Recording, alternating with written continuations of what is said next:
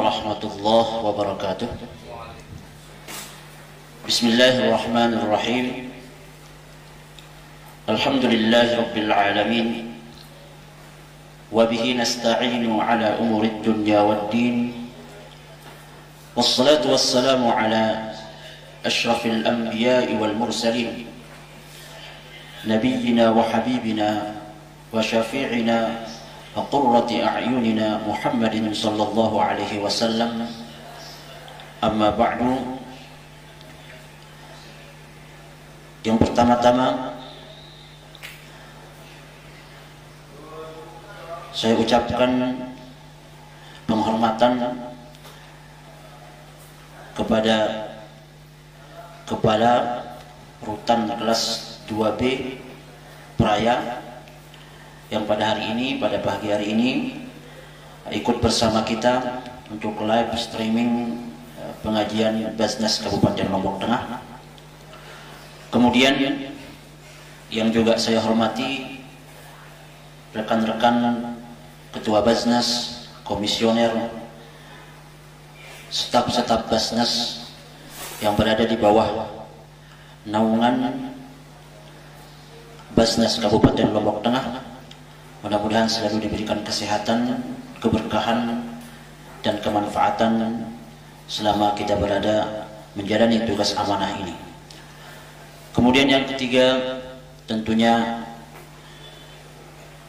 yang saya hormati masyarakat di Kabupaten Lombok Tengah yang berkesempatan untuk bersama-sama kita menonton, duduk bersama para jamaah kaum muslimin, khususnya untuk kita mendengarkan siraman rohani yang insya Allah sepatah kedua patah kata yang mudah-mudahan ini bisa memberikan manfaat kepada kita semua untuk bisa kita amalkan di dalam kehidupan penghambaan kita kepada Allah Subhanahu wa taala. Yang pertama, saya mengajak dari Al-Faqir ini, marilah kita bersama-sama mengucapkan rasa syukur kehadirat Allah Subhanahu wa taala sampai pagi hari yang barokah ini pada hari Jumat. Allah Subhanahu wa taala masih memberikan kesempatan, kehidupan, nafas kepada kita semua untuk bersama-sama menambah nilai-nilai ketaatan kita, ubudiyah kita kepada Allah Subhanahu wa taala. Banyak di antara saudara-saudara kita yang mungkin beberapa hari yang lalu masih Allah Subhanahu wa taala memberikan kesempatan kepada mereka untuk bernafas di dunia ini, dan kemudian pada hari ini mereka sudah tiada, hanya tinggal mempertanggungjawabkan setiap amalnya. Maka kesempatan yang baik dan barokah ini, mari kita bersama mengisi kehidupan ini, mengisi nafas, sisa-sisa nafas yang diberikan oleh Allah Subhanahu wa taala ini hanya untuk beribadah kepada Allah Subhanahu wa taala dan menjadi manusia yang bermanfaat, yang dikatakan sabdakan oleh Rasulullah sallallahu alaihi wasallam di dalam hadisnya, khairun nas anfa'uhum linnas. Para jamaah kaum muslimin dimanapun berada. Kemudian yang kedua, marilah kita bersama-sama mengucapkan, apalagi pada hari Jumat ini kita disunahkan untuk banyak-banyak berselawat kepada baginda Nabi Muhammad sallallahu alaihi wasallam. Maka sesungguhnya di antara salah satu bukti dan tanda kecintaan kita kepada Nabi Muhammad sallallahu alaihi wasallam, setelah kita berusaha menjalankan perintah-perintahnya yang ada di dalam sabda-sabda Rasulullah sallallahu alaihi wasallam, kemudian salah satunya adalah kita mengamalkan salawat kepada baginda Nabi Muhammad sallallahu alaihi wasallam. Apalagi pada hari Jumat ini Allah juga memang, Rasulullah sallallahu alaihi wasallam memerintahkan kita untuk banyak-banyak bersalawat yang insya Allah salawat kepada baginda Rasulullah sallallahu alaihi wasallam ini akan menjadi penolong kita, akan menjadi syafaat kepada umat-umat Rasulullah sallallahu alaihi wasallam di mana pada saat itu tidak ada naungan, tidak ada pertolongan kecuali pertolongan Allah Subhanahu wa ta'ala. Para penonton yang budiman dimanapun berada, sesungguhnya Allah Subhanahu wa ta'ala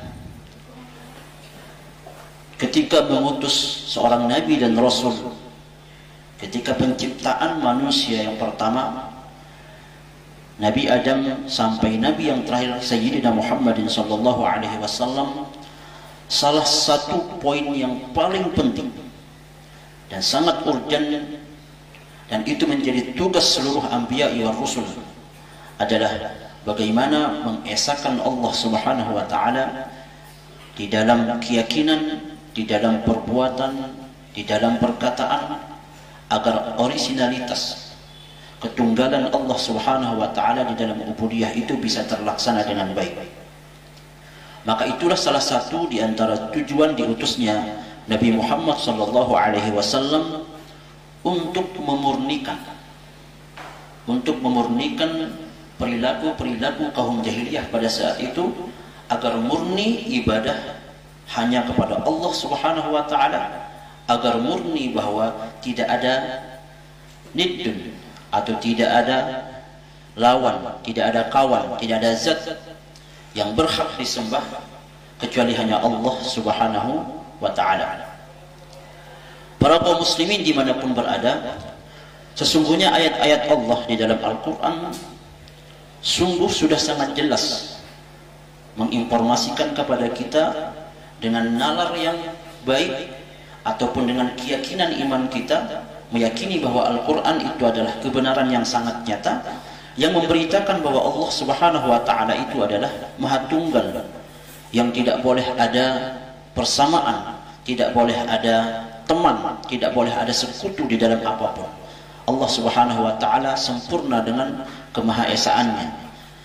Maka di dalam Al-Quran Allah Subhanahu wa ta'ala di dalam suratul Baqarah ayat 163, Allah Subhanahu wa ta'ala berfirman, wa ilahukum ilahu wahid la ilaha illa huwar rahmanur rahim.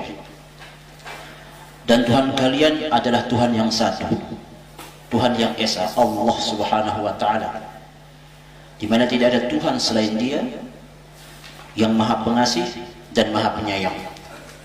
Dan banyak ayat-ayat yang lain yang sesungguhnya menjelaskan tentang keesaan Allah Subhanahu wa ta'ala. PR kita adalah apakah kita mampu menggali kebenaran Allah Subhanahu wa ta'ala, agar keesaan Allah Subhanahu wa ta'ala ini, keyakinan kita, i'tiqad kita bagaimana mengesahkan Allah Subhanahu wa ta'ala ini, mampu benar-benar kita aplikasikan di dalam keyakinan kita yang pertama, kemudian di dalam perbuatan, di dalam perkataan. Saking pentingnya urgensi tauhid di dalam agama Islam ini, malahan dia menjadi pondasi yang sangat prinsipil di dalam agama Islam. Tanpa pondasi tauhid yang benar di dalam usuluddin, di dalam syariat ini, maka perintah-perintah ajaran yang lain akan sangat berpengaruh. Makanya Nabi Muhammad SAW ketika mendakwahkan tauhid ini di zaman kafir Quraisy saat itu, Rasulullah SAW ketika berdakwah menghabiskan lebih dari setengah dakwahnya. Kita tahu bahwa Nabi Muhammad ada zaman Mekah, kemudian ada Madinah. Nah, ketika di Mekah itu Rasulullah SAW fokus bagaimana meyakinkan, mengajarkan kepada para sahabatnya bagaimana meyakini, mengesahkan, mentauhidkan Allah Subhanahu wa ta'ala. Dan itu tidak sebentar, hampir 12 tahunan lebih Rasulullah SAW mendakwahkan hanya untuk mentauhidkan Allah Subhanahu wa ta'ala. Pada saat itu belum ada syariat-syariat yang lain. Yang paling prinsipil adalah ketika para sahabat saya sudah mampu mengaplikasikan makna tauhid, mengesahkan Allah Subhanahu wa ta'ala dengan sebenar-benarnya, di dalam perkataan, perbuatan dan keyakinannya, barulah kemudian ketika Rasulullah sallallahu alaihi wasallam sampai ke negeri Madinah, diturunkanlah syariat-syariat hukum yang lain. Para jamaah, para penonton dimanapun berada yang sekarang ini bersama kita di Live Baznas Kabupaten Lombok Tengah, para ulama sudah menjelaskan bagaimana khawatir syirki li imani muslim, bagaimana bahayanya perilaku, perkataan dan i'tikad syirik di dalam diri seorang Islam. Apakah pengamalan i'tikad dan perkataan-perkataan yang mengandung kesyirikan itu masih ada pada sampai saat ini? Masih ada. Walaupun ada seseorang yang meyakini bahwa saya adalah orang Islam, saya meyakini bahwa Allah Subhanahu wa ta'ala itu adalah Tuhan yang Maha Esa yang berhak untuk disembah, dan kita yakini setiap orang yang berislam pasti akan mengatakan itu. Anda tanya siapapun, sampai orang yang tidak mungkin masih kecil atau masih sedikit pemahamannya tentang agama Islam, pasti dia akan mengatakan Allah, Tuhan saya adalah Allah Subhanahu wa ta'ala, yang berhak disembah hanya Allah Subhanahu wa ta'ala. Tapi yang menjadi PR besar kita sekarang adalah perilaku-perilaku, perkataan-perkataan i'tiqad, karena kurangnya ilmu orang-orang ini dalam menuntut ilmu, tidak meluangkan banyak waktunya untuk menuntut ilmu, akhirnya ada perilaku-perilaku, perbuatan-perbuatan, keyakinan dan perkataan yang secara tidak sengaja akan menjatuhkan dia ke dalam kesyirikan. Maka apabila yang sudah Al-Fakir sebutkan ini, seseorang itu jatuh di dalam kesyirikan, maka ada bahayanya. Ada hal-hal resiko yang akan didapatkan oleh seseorang ketika dia melakukan perbuatan-perbuatan syirik yang sesungguhnya ini menjadi momok bagi umat Islam. Para ulama sudah menjelaskan paling tidak ada beberapa hal bahaya atau akibat yang akan didapatkan oleh seseorang ketika dia melakukan perilaku-perilaku syirik. Yang pertama, Al-Fakir bisa sebutkan bahwa perilaku syirik, perbuatan atau i'tiqad kesyirikan itu bisa menyebabkan dhahabul amni wa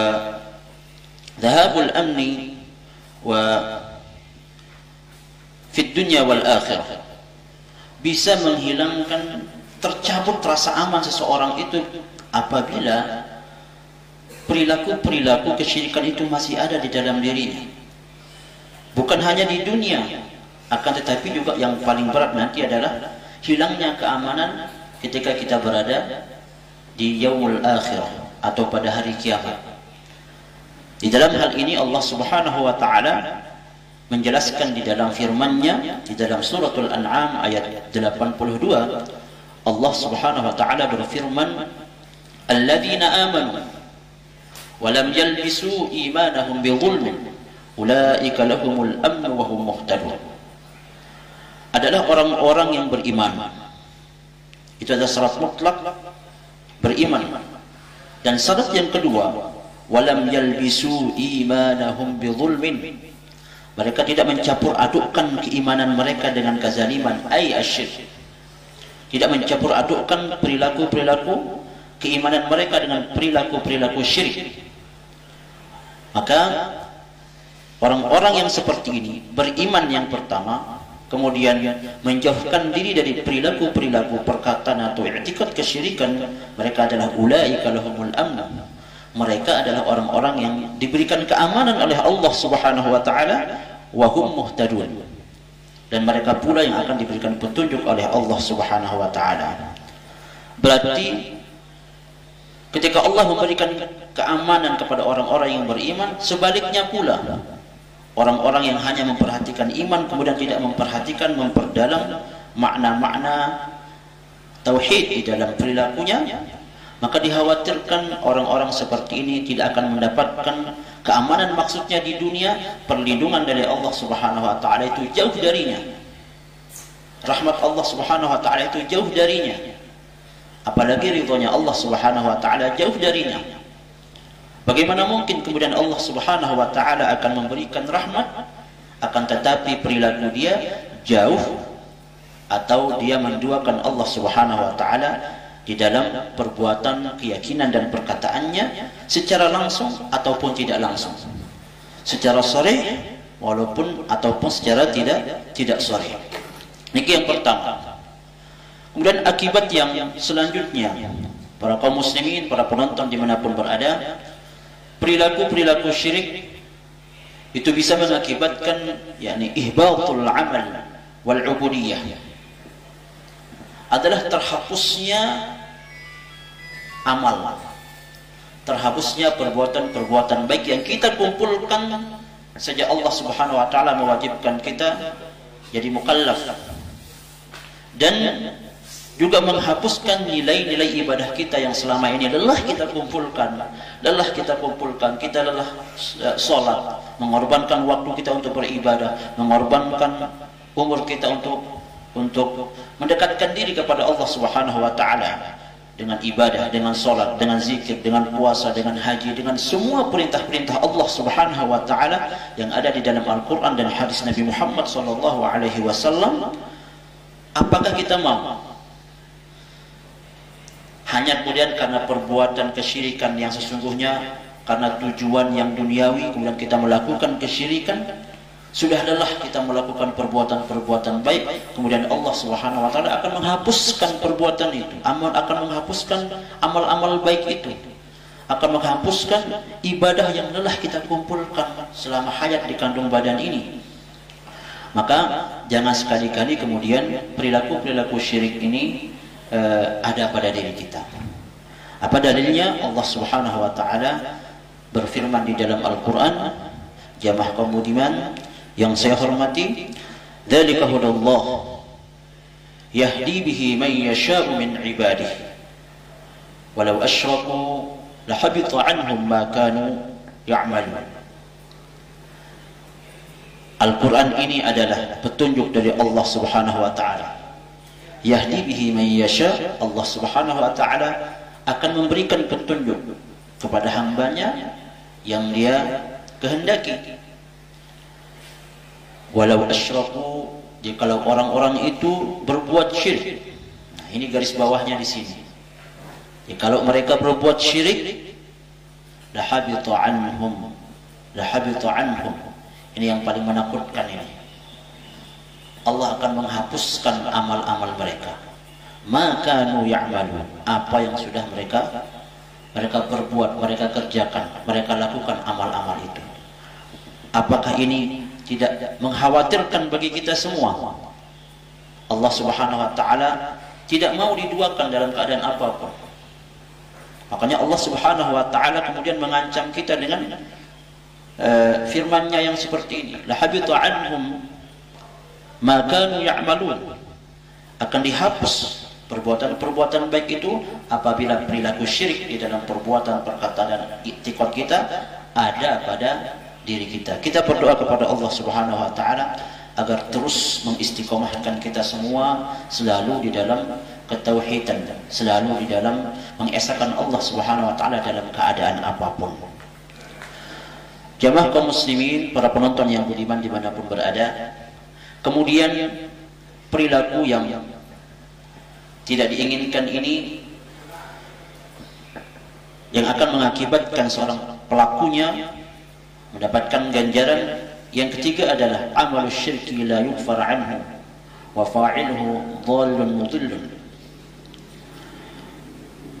Yang ketiga adalah bahwasanya pelaku syirik, orang yang melakukan amalan-amalan yang mengandung kesyirikan, la yughfar anhu, tidak akan diampuni oleh Allah Subhanahu wa taala.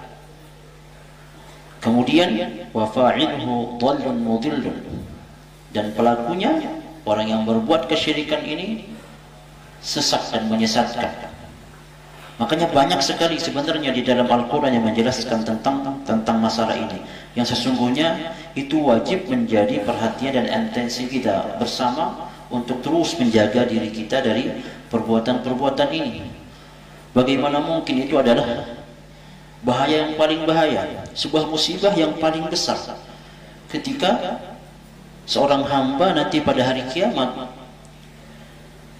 kita mempertanggungjawabkan setiap amal kita, kemudian kita dihadapkan kepada Allah Subhanahu wa taala, kemudian Allah mengatakan kepada kita semua, kepada kita misalnya, oh kamu tidak akan saya ampuni karena kamu ketika di dunia kamu masih melakukan perbuatan-perbuatan syirik, dan syirik itu tidak akan saya ampuni. Innallaha la yaghfiru an yushraka bihi wa yaghfiru ma duna dzalika liman yasha. Sesungguhnya Allah Subhanahu wa taala sama sekali tidak akan mengampuni dosa-dosa syirik. Selain perbuatan syirik, ada kemungkinan Allah Subhanahu wa taala akan mengampuni kita. Mungkin ada kesalahan kita, yang namanya manusia, makhlul khata' wan nisyan, tempatnya salah dan tempatnya lupa, tempatnya dosa yang namanya manusia itu. Ketika itu bukan perbuatan-perbuatan syirik, ketika kita melakukan perbuatan yang salah itu, kemudian pada waktu malam setelah sholat kita menengadahkan tangan kita, ya Rabb ighfirli, ya Allah ampunilah aku, ya Allah ampunilah aku. Selama itu bukan perbuatan syirik, masih mungkin, dan insya Allah dengan kemaharohimannya Allah Subhanahu wa taala, Allah akan mengampuni dosa itu. Akan tapi tidak dengan syirik.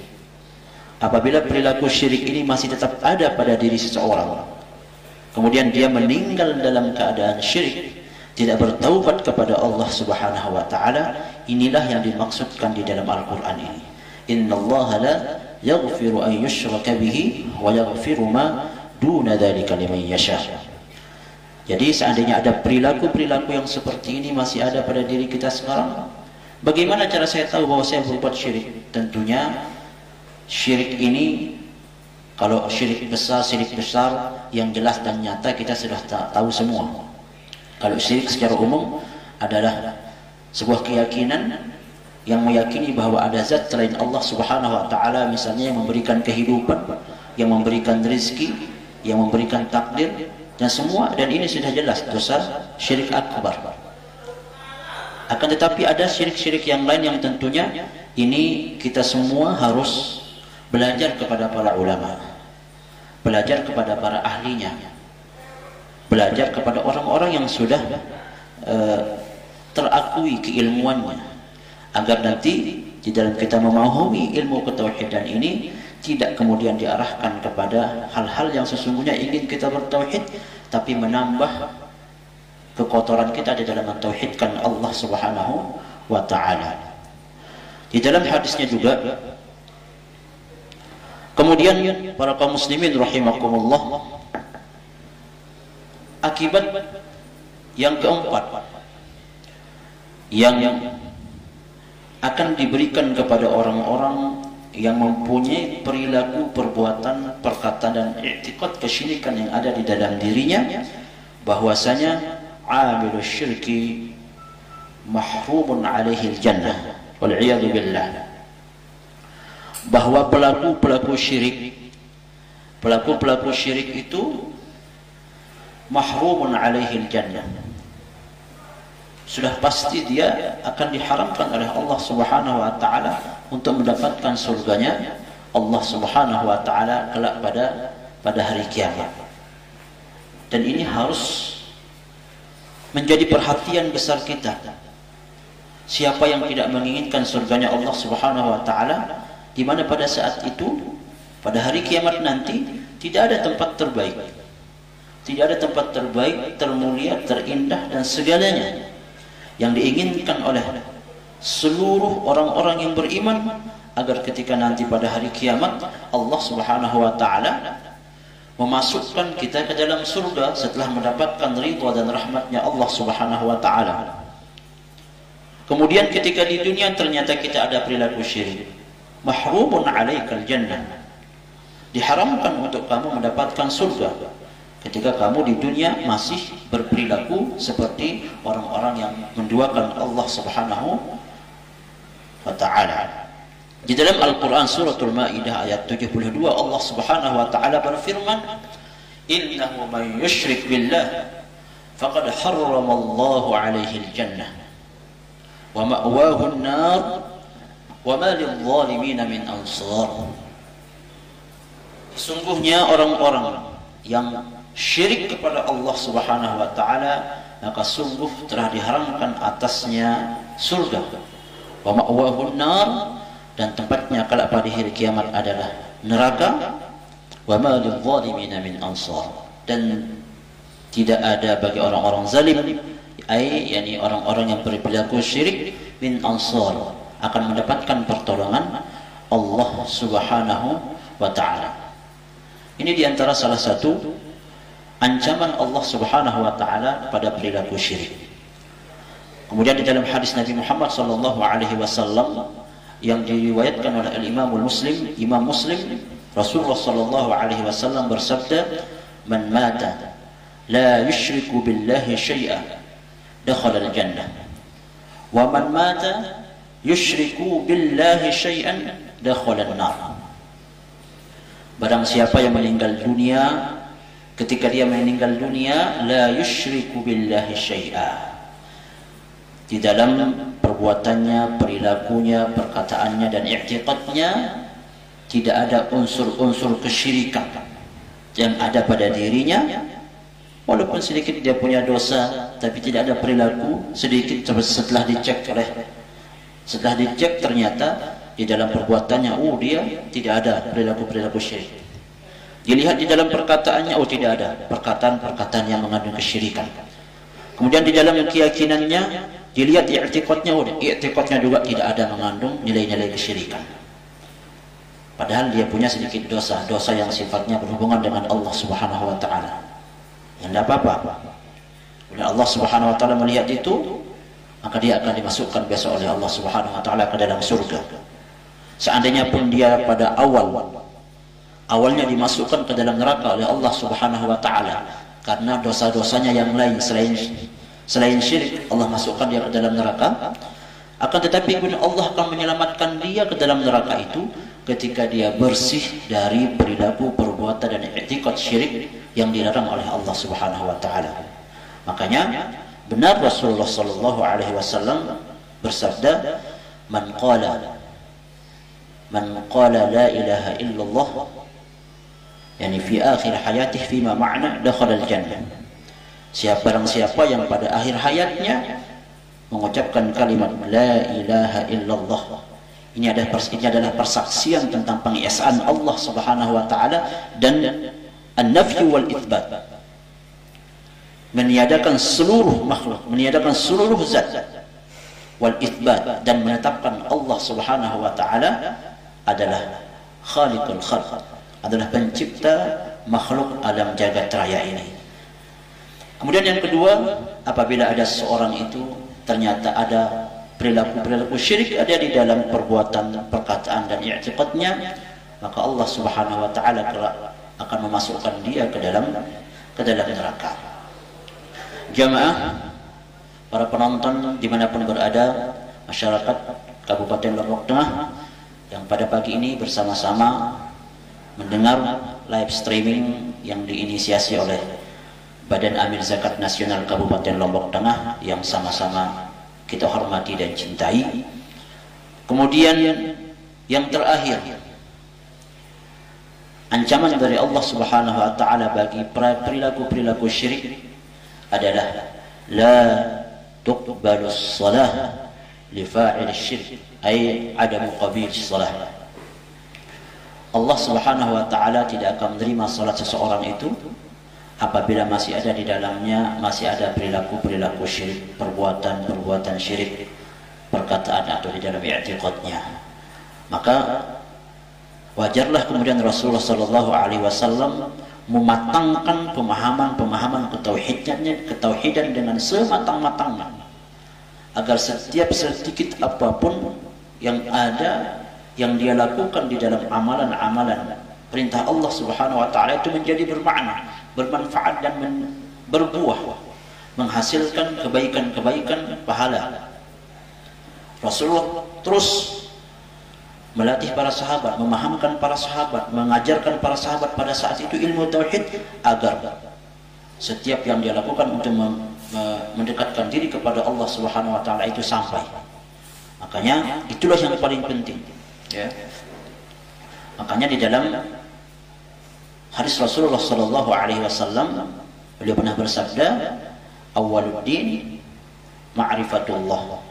Awal daripada memahami masuk di dalam agama Islam ini adalah bahwa kita bermakrifat kepada Allah Subhanahu wa taala.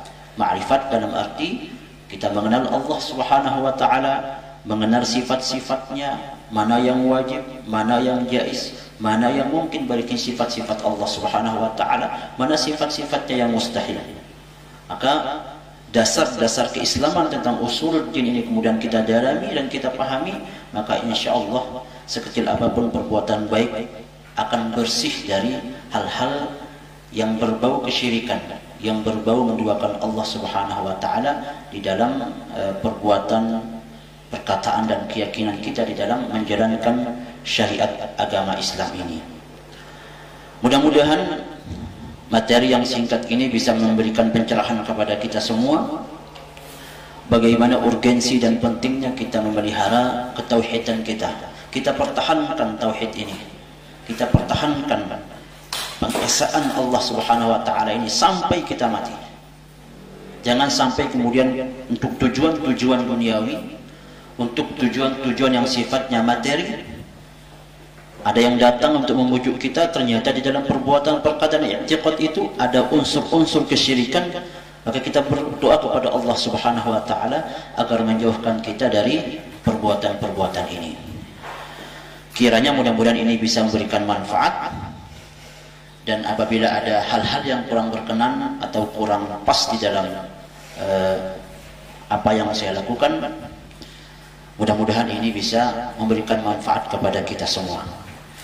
Sebelum kita menutup live streaming pengajian kita ini, agar mendapatkan keberkahan inayah rahmat dari Allah Subhanahu wa taala, marilah kita bersama-sama berdoa. Ila hadratin Nabiyil Mustafa Muhammadin sallallahu alaihi wasallam wa ala alihi wa ashabihi lahumul Fatihah. Bismillahirrahmanirrahim. Alhamdulillahi rabbil alamin arrahmanir rahim maliki yaumiddin. Iyyaka na'budu wa iyyaka nasta'in. Ihdinas siratal mustaqim siratal ladzina an'amta 'alaihim ghairil maghdubi 'alaihim waladdallin. ثم إلى آبائنا وأمهاتنا ومشايخنا ومشايخنا لهم الفاتحة. بسم الله الرحمن الرحيم. الحمد لله رب العالمين الرحمن الرحيم مالك يوم الدين. إياك نعبد وإياك نستعين. اهدنا الصراط المستقيم صراط الذين أنعمت عليهم غير المغضوب عليهم ولا الضالين.